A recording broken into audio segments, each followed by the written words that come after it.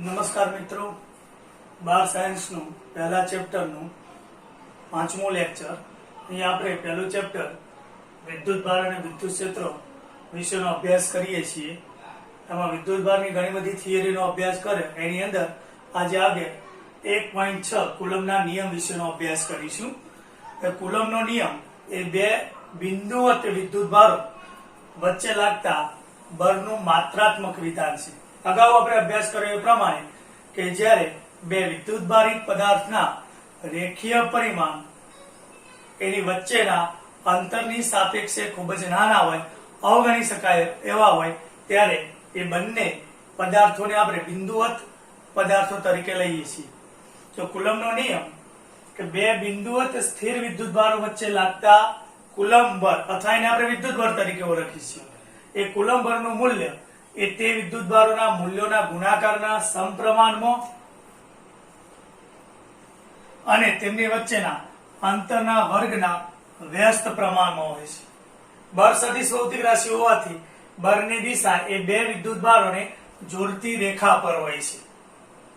દાખલા તરીકે બે બિંદુવત વિદ્યુતભારો Q1 અને Q2 એમની વચ્ચેનું અંતર r છે. તો કુલમના નિયમ પ્રમાણે F એમની વચ્ચે લાગતું કુલમ બળ એ બંને વિદ્યુતભારો Q1 અને Q2 ના ગુણાકારના સમપ્રમાણમાં અને એમની વચ્ચેના અંતર r ના વર્ગના વ્યસ્ત પ્રમાણમાં હોય છે. આ બંનેને જોડીએ તો F ચલે છે Q1 Q2 by r square. ચલે છે દૂર કરવા માટે આપણે કોઈ અચળાંક મૂકીએ છીએ એટલે F બરાબર k Q1 Q2 by r square, જ્યાં k ને આપણે કુલંબીય અચળાંક તરીકે ઓળખીએ છીએ. આ k નું મૂલ્ય Q1 Q2 અને એમની વચ્ચેના અંતર r ના એકમ પર આધારિત છે, જેનું મૂલ્ય વ્યવહારમાં ગણતરી માટે આપણે 9 × 10⁹ ન્યૂટન ઇન્ટુ મીટર સ્ક્વેર પ્રતિ કુલમ સ્ક્વેર જેટલું લઈએ છીએ. એટલે સરળતા માટે k ની જગ્યાએ આપણે 1/4πε0 મૂકીએ તો સૂત્ર બનશે F બરાબર 1/4πε0 Q1 into Q2 by r square, જેને આપણે સમીકરણ 1 તરીકે ઓળખીએ. અહીંયા એપ્સિલોન નોટ ને આપણે શૂન્ય અવકાશની પરમિટિવિટી એટલે શૂન્ય અવકાશનો પરાવિદ્યુત અંત તરીકે ઓળખી શકીએ છીએ, જેનું વ્યવહારિક મૂલ્ય 8.85 × 10⁻12 કુલમ સ્ક્વેર પ્રતિ ન્યૂટન ઇન્ટુ મીટર સ્ક્વેર જેટલું હોય છે. હવે કુલંબે જે આ સમીકરણ 1 મેળવ્યું એ સમીકરણ 1 મેળવવા માટે એના પ્રયોગો પરથી આ નિયમ કઈ રીતે આવે એના વિશે આપણે જોઈએ. તો કુલંબે એ ધાતુના બે વિદ્યુતભારિત ગોળા વચ્ચે લાગતું આ વિદ્યુત બળ માપવા માટે એક સાધનનો ઉપયોગ કર્યો અને એ સાધનને આપણે વર્તુલા તરીકે ઓળખીએ છીએ. વર્તુલા એ બે વિદ્યુતભારિત પદાર્થો વચ્ચે લાગતું વિદ્યુત બળ એટલે કે કુલંબીય બળ માપવા માટેનું એક સંવેદી ઉપકરણ છે. હવે આ પરિણામ એને કઈ રીતે મેળવ્યું તો એના વિશે આપણે જોઈએ. અહીંયા કે કુલંબે બે ધાતુના વિદ્યુતભારિત ગોળા લીધા. એમાં બંનેના ગોળા પરના શરૂઆતના વિદ્યુતભાર અજ્ઞાત હતા. એક ગોળા પરનો વિદ્યુતભાર ધારો કે Q જેટલો અને એના જેવો જ બીજો ગોળો જે વિદ્યુતભાર વિહીન હતો. આ બંને ગોળાઓને એકબીજા સાથે વિદ્યુતીય સંપર્કમાં લાવવામાં આવે છે. એટલે અહીંયા વિદ્યુતભારના પ્રેરણની ધારણા સેમ આપણે કહી શકીએ. આને લીધે બંને ગોળાઓ સમાન પ્રકારના હોવાથી સમિતિને આધારે બંને ગોળાઓને જ્યારે વિદ્યુતીય સંપર્કથી છૂટા પાડવામાં આવે છે ત્યારે બંને ઉપર Q/2 જેટલો વિદ્યુતભાર વહેંચાઈ જાય છે, જેનો અભ્યાસ અગાઉ આપણે કરેલો છે. ફરીથી આ Q/2 વિદ્યુતભારિત ગોળાઓને ફરીથી સંપર્કમાં લાવવામાં આવે છે, એટલે કે આ પ્રક્રિયાનું પુનરાવર્તન કરવામાં આવે છે. તો એના પરનો વિદ્યુતભાર Q/4 જેટલો થઈ જાય છે, એટલે કે એનાથી અડધો અડધો વહેંચાઈ જાય છે. હવે કુલંબે એના આ પ્રયોગમાં વિદ્યુતભારની નિશ્ચિત જોડીઓ માટે અંતર બદલીને આ પ્રયોગ કર્યો. બીજા કેસની અંદર એને વચ્ચેના અંતર અચળ રાખ્યા અને વિદ્યુતભારના મૂલ્યો બદલ્યા અને આ બંને પરિણામોનો ઉપયોગ કરી અને કુલંબે આ સૂત્ર એટલે કે કુલંબેનો નિયમ મેળવેલો છે. હવે અહીંયા જોઈએ આપણે કે જ્યારે બે બિંદુવત વિદ્યુતભારોને શૂન્ય અવકાશમાં મૂકેલા હોય તો એમની વચ્ચે લાગતું કુલમ બળ આ સૂત્ર ઉપરથી મેળવી શકાય 1/4πε0 Q1 Q2 by r square. હવે અહીંયા કુલમની વ્યાખ્યા આપવા માટે, એકમ વિદ્યુતભારની વ્યાખ્યા આપવા માટે જો Q1 અને Q2 નું મૂલ્ય Q1 બરાબર Q2 બરાબર 1 કુલમ અને એમની વચ્ચેનું અંતર એ r બરાબર 1 મીટર આપણે લઈ લઈએ અને આ કિંમતો અહીંયા મૂકી આપણે એપ્સિલોન નોટ ની કિંમત આપણે જાણીતી છે તો f નું મૂલ્ય એ 9 ગુણ્યા 10 ની 9 ઘાત ન્યૂટન જેટલું મળે છે. એટલે આટલું બળ એ બંને વિદ્યુતભારો પર લાગે છે. જો બંને વિદ્યુતભારો સમાન પ્રકારના હોય એટલે કે સજાતી હોય તો આ બળ એ અપાકર્ષીય છે અને વિજાતી હોય તો આ બળ એ આકર્ષી પ્રકારનું લાગે છે. એટલે આટલું બળ મેળવવા માટે આપણે વિદ્યુતભારના મૂલ્યો 1 કુલમ રાખી છે.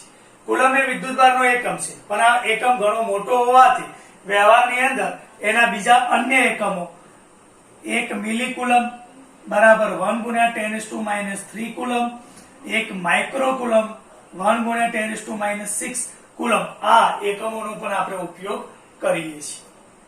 શરૂઆતમાં કુલંબે જે પ્રયોગ કરી અને આ સૂત્ર મેળવી એની અંદર એને સ્થૂળ માપક્રમનો ઉપયોગ કર્યો તો ત્યારબાદ એને સૂક્ષ્મ એટલે કે અતિ નાના વિસ્તાર માટે r નું મૂલ્ય 10⁻10 મીટર માટે પણ આ નિયમ સાબિત કર્યો. હવે અહીંયા આપણે જોઈએ જો વિદ્યુતભારોને શૂન્યાવકાશને બદલે જો કોઈ માધ્યમમાં રાખવામાં આવે અને એ માધ્યમની પરમિટિવિટી એપ્સિલોન હોય તો એપ્સિલોન નોટ ની જગ્યાએ આ સૂત્રમાં એપ્સિલોન આપણે મૂકીએ જેને આપણે માધ્યમની પરમિટિવિટી તરીકે ઓળખીશું તો એ સૂત્ર આપણે Fm F મીડિયા બરાબર 1/4 એપ્સિલોન Q1 Q2 r² મળશે. હવે આ બંને સમીકરણનો જો આપણે ગુણોત્તર લઈએ તો ગુણોત્તર લેતા આપણને આ પરિણામ મળશે F મીડિયા બરાબર F/K. એટલે આના ઉપરથી કહી શકાય કે જ્યારે બે વિદ્યુતભારોને કોઈ ચોક્કસ અંતરે માધ્યમની અંદર મૂકેલા હોય ત્યારે એમની વચ્ચે લાગતું કુલંબીય અથવા વિદ્યુત બળ એ વિદ્યુતભારોને જ્યારે શૂન્યાવકાશમાં એટલા જ અંતરે મૂકેલા હોય ત્યારે એમની વચ્ચે લાગતા કુલંબ બળ કરતા 1/k ગણું અથવા k માં ભાગનું છે એમ આપણે કહી શકીએ. એટલે આ પરિણામ એ કોઈ પણ બે બિંદુવત સ્થિર વિદ્યુતભારો માટે સાચું છે. કુલંબીય બળનું સ્વરૂપ આપણે જોઈએ તો એ ન્યૂટનના ગુરુત્વાકર્ષણના નિયમ પ્રમાણે વ્યસ્ત વર્ગના નિયમ જેવો આપણને મળે છે. પણ આ બંને બળો વચ્ચેનો મુખ્ય તફાવત એ છે કે ગુરુત્વાકર્ષણ બળ એ માત્ર આકર્ષી પ્રકારનું હોય છે જ્યારે કુલંબીય બળ એ વિદ્યુતભાર પર આધારિત હોવાથી વિદ્યુતભાર બે પ્રકારના હોવાથી સજાતીય વિદ્યુતભારો માટે એ અપાકર્ષી અને વિજાતીય વિદ્યુતભારો માટે આકર્ષી એટલે કે આકર્ષી અને અપાકર્ષી બે પ્રકારનું હોય છે. અહીંયા આપણે એપ્સિલોન બાય એપ્સિલોન નોટ ના ગુણોત્તરને એપ્સિલોન r = k જેને ડાઇલેક્ટ્રિક અચળાંક કહીએ છીએ જે ચેપ્ટર 2 માં એનો આપણે અભ્યાસ કરીશું માધ્યમની પરમિટિવિટી તરીકે ઓળખીએ છીએ. તો આ કુલમ્બના નિયમની આપણે મિત્રો વાત કરી.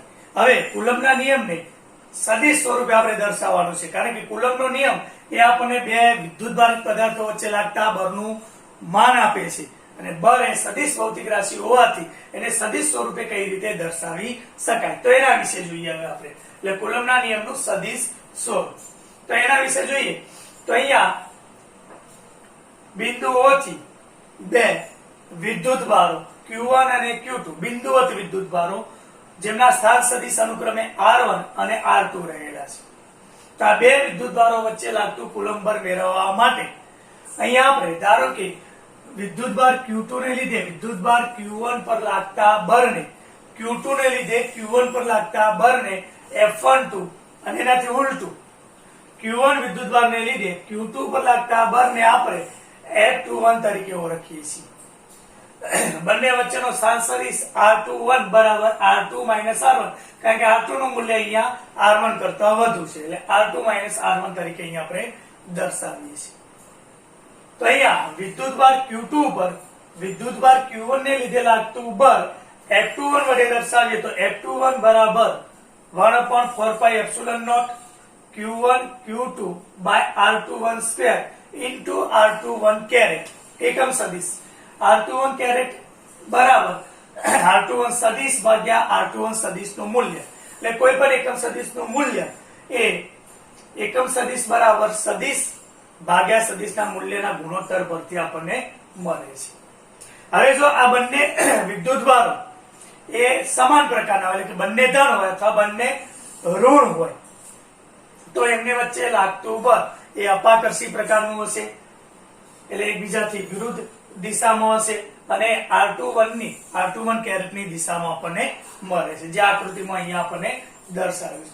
એનાથી ઉલટું જો Q1 અને Q2 બંને વિદ્યુત ભારો એ વિજાતીય પ્રકારના, એટલે એક ધન વિદ્યુત ભાર હોય અને બીજો ઋણ વિદ્યુત ભાર હોય, તો એમની વચ્ચે લાગતું બળ એ R21 કેરેટ થી ઉલટી દિશામાં, એટલે માઇનસ R21 કેરેટની દિશામાં, અથવા આપણે અહીંયા દર્શાવ્યા પ્રમાણે લખી શકીએ કે R12 ની દિશામાં છે એમ કહી શકીએ છીએ.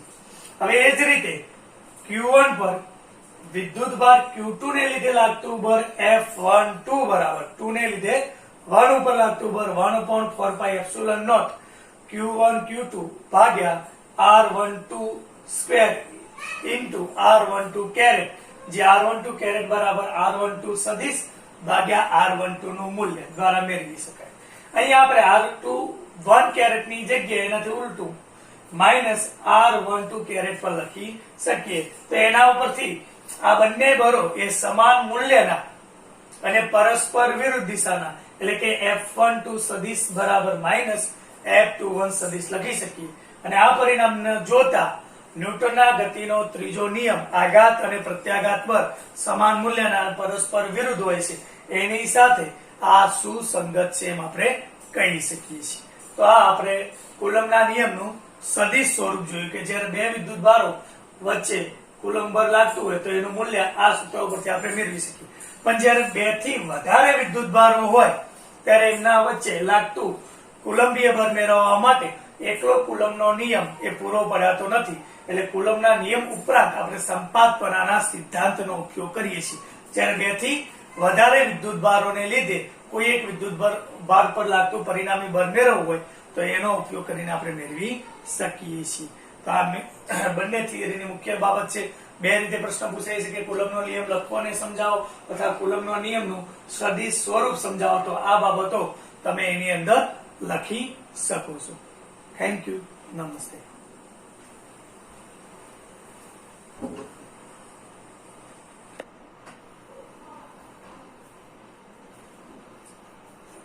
આગળનો મુદ્દો મિત્રો 1.7 ઘણા વિદ્યુત ભારો વચ્ચે લાગતા બળ, એટલે કે જ્યારે બે અથવા બે કરતો વધારે વિદ્યુત ભારો હોય ત્યારે એમની વચ્ચે લાગતું કુલમ બળ શોધવા માટે આપણે અગાઉ ચર્ચા કરી એ પ્રમાણે માત્ર કુલમનો નિયમ એ પૂરો પડાતો નથી. એટલે કુલમના નિયમ ઉપરાંત ધારો કે n વિદ્યુત ભારોનું બનેલું તંત્ર હોય અને એમાંના કોઈ એક વિદ્યુત ભાર પર લાગતું પરિણામી કુલમ બળ શોધવું હોય તો ત્યાં આપણે કુલમ બળ ઉપરાંત સંપાતપણાના સિદ્ધાંતનો ઉપયોગ કરવો પડે છે. સંપાતપણાના સિદ્ધાંતનો ઉપયોગ આપણે ધોરણ 11 માં તરંગો માટે કરેલો છે. તો એવો જ સંપાતપણાનો સિદ્ધાંત અહીંયા આપણે વિદ્યુત ભારો માટે કરીએ છીએ. સિદ્ધાંત આ પ્રમાણે છે કે જ્યારે કોઈ વિદ્યુત ભાર પર એક કરતો વધારે કુલમ બળો લાગતા હોય ત્યારે પરિણામી કુલમ બળ એ દરેક સ્વતંત્ર કુલમ બળના સદિશ સરવાળા જેટલું હોય છે. બે વિદ્યુત ભારો વચ્ચે લાગતા કુલંબીય બળ પર ત્રીજા કોઈ વિદ્યુત ભારની હાજરીની અસર થતી નથી. આ બરાબર સમજો મિત્રો કે બે વિદ્યુત ભારો વચ્ચે લાગતા કુલમ બળ પર એની નજીકમાં રહેલા ત્રીજા વિદ્યુત ભારના હાજરીની કોઈ અસર જણાતી નથી. આથી કુલમ બળને આપણે ટુ બોડી ફોર્સ તરીકે ઓળખીએ છીએ. આ બરાબર ધ્યાનમાં રાખજો. હવે આકૃતિમાં દર્શાવ્યા પ્રમાણે XYZ એમએક્સ પદ્ધતિમાં એટલે કે ત્રિપરિમાણમાં ચાર વિદ્યુત ભારો અહીંયા Q1, Q2, Q3 અને Q4 થી આ ચાર વિદ્યુત ભારોથી બનેલું એક તંત્ર દર્શાવ્યું છે. આમાંના Q2 વિદ્યુત ભાર પર બાકીના ત્રણ વિદ્યુત ભારો એટલે કે Q1, Q2 અને Q4 ને લીધે લાગતું પરિણામી બળ જો F2 હોય, બંને આપણે F2 કહી દઈએ, તો F2 નું મૂલ્ય એ સંપાતપણાના સિદ્ધાંતનો ઉપયોગ કરીને મેળવી શકાય. તો અહીંયા આકૃતિમાં દર્શાવ્યા પ્રમાણે Q1, Q2, Q3 અને Q4 ચાર વિદ્યુત ભારોથી બનેલું તંત્ર દર્શાવેલું છે, જેના સ્થાન સદિશો એમએક્સ પદ્ધતિના ઉગમ બિંદુથી અનુક્રમે R1, R2, R3 અને R4 છે. તો અહીંયા સંપાતપણાના અને કુલમના નિયમનો ઉપયોગ કરી Q2 ઉપર લાગતું પરિણામી બળ મેળવવા માટે અહીંયા કીધું છે એ પ્રમાણે કે દરેક સ્વતંત્ર કુલમ બળના સદિશ સરવાળા જેટલું હોય છે. એટલે કે Q2 ઉપર Q1, Q3 અને Q4 આ 3 વિદ્યુતભારોથી લાગતું સ્વતંત્ર બળ શોધી અને નિયમ પ્રમાણે આપણે એનો સદિશ સરવાળો કરીશું.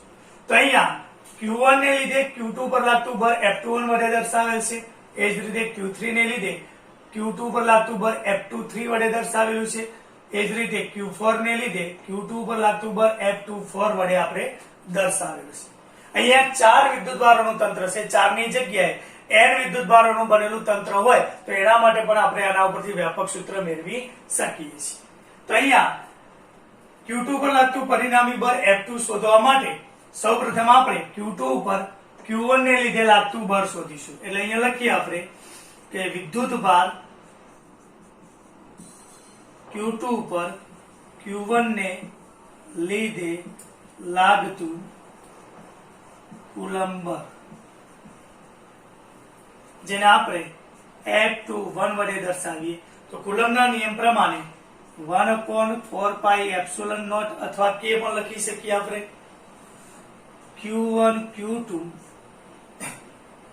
R21 સ્ક્વેર R21 કેરેટ આ રીતે આપણે દર્શાવી શકીએ. જ્યાં R21 કેરેટ બરાબર આપણે લખી શકીએ R21 કેરેટ બરાબર R21 સદિશ ભાગ્યા R21 નું મૂલ્ય, અથવા આ રીતે પણ દર્શાવી શકાય R2 માઇનસ R1 સદિશ ભાગ્યા એનું મૂલ્ય, આમ પણ દર્શાવી શકાય.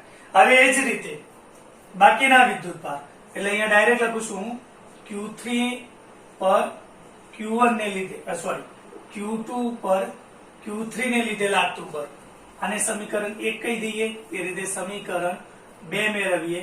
F23 બરાબર 1/4πε0 Q1 Q3 R23 નો સ્ક્વેર R23 કેરેટ સમીકરણ નંબર 2. એ જ રીતે Q2 પર Q4 ને લીધે લાગતું બળ F24 બરાબર 1/4πε0 Q2 Q3 એ રીતે Q2 Q4 R24 square R24 caret સમીકરણ 3. તો Q2 પર લાગતું પરિણામી બળ F2 is equal to F21 plus F23 plus F24. આ ત્રણેય સમીકરણની કિંમત આ સમીકરણમાં મૂકતા અને એની અંદર જે કોમન છે આપણે બહાર કાઢી લઈએ. એટલે અહીંયા 1/4πε0 Q2 કોમન છે ડાયરેક્ટ બહાર કાઢી દઈએ છીએ. એટલે 1/4πε0 Q2 બાકીની કિંમતો મૂકી દઈએ તો Q1 ભાગ્યા R21 square R21 caret plus Q3 R23 square R23 caret plus Q4 R24 square R24 caret.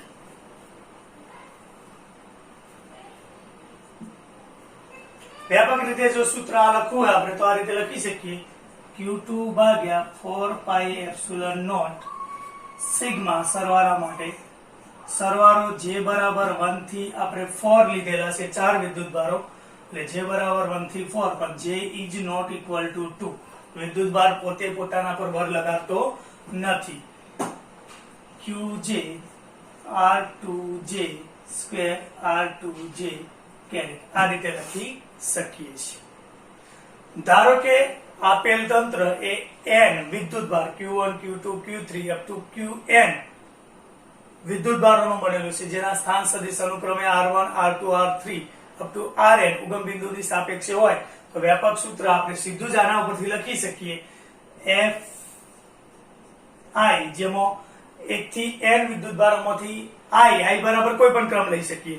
I માં વિદ્યુતભાર પર લાગતું પરિણામી બળ Fi બરાબર Qi 4πε0 સિગ્મા J બરાબર 1 થી n વિદ્યુતભારો તો n જ્યાં J is not equal to I, Q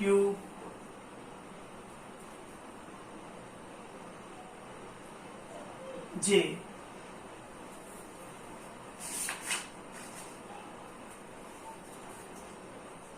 ભાગ્યા RIJ સ્ક્વેર RIJ કેરેટ. તો આ રીતે આપણે વ્યાપક સૂત્ર n વિદ્યુત ભારો પર લાગતું લખી શકીએ છીએ. 1/4πε0 ની જગ્યાએ જો આપણે k લખીએ તો KQI sigma I J is equal to 1 થી n, જ્યાં J is not equal to I, QJ ભાગ્યા RIJ સ્ક્વેર RIJ કેરેટ. આ રીતે n વિદ્યુત ભારોથી બનતા તંત્રમાં કોઈ એક વિદ્યુત ભાર પર બાકીના વિદ્યુત ભારોને લીધે લાગતું પરિણામી કુલંબીય બળ એ આપણે કુલમ્બનો નિયમ ઉપરાંત સંપાતપણાના સિદ્ધાંતની મદદથી મેળવી શકીએ છીએ. તમે આ મુદ્દા નોંધવા તો નોંધી શકો છો. નમસ્તે. અહીંયા આપણે ચેપ્ટર 1 વિદ્યુત ભાર અને વિદ્યુત ક્ષેત્રનો પહેલો મુદ્દો વિદ્યુત ભારની થિયરીનો અભ્યાસ કર્યો. હવે નેક્સ્ટમાં આપણે વિદ્યુત ક્ષેત્ર વિશેનો અભ્યાસ કરીશું. નમસ્તે.